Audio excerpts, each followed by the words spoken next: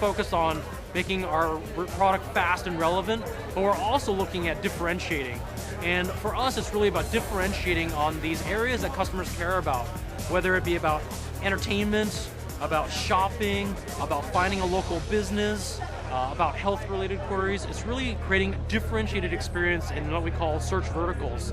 And that's a very big investment. It's something that we're continuing to focus on.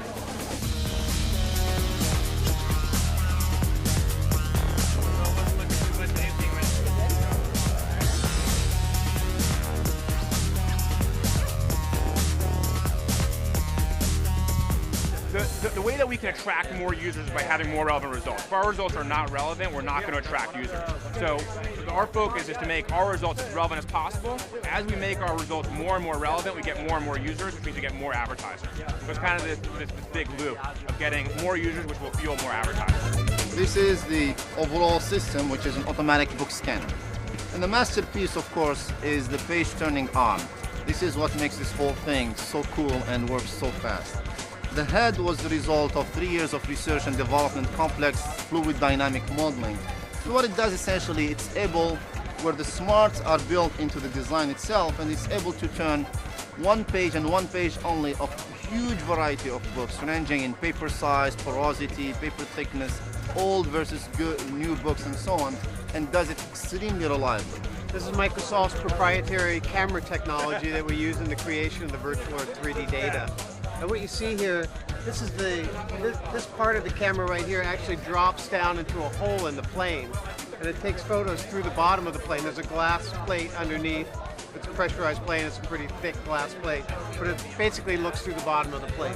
So inside here, there's actually 8 different lenses, 8 different camera cones, we call it, that we use to form the high-resolution panchromatic image, and then we also create color RGB, and we have near-infrared collection as well. But I'm really encouraged by the research that's going on relevance and how we plan to overcome our volume disadvantage with some of our competitors there. Cosmos is there because there is no other way to make sense of that large a corpus of data. So we need to be able to make it optimized, parallelize. We need to, one of our biggest challenges is making sure these queries finish quickly. What we have here today is an eye tracking machine, and what it does is it trains on a user's pupils and follows their pattern of scanning across the page.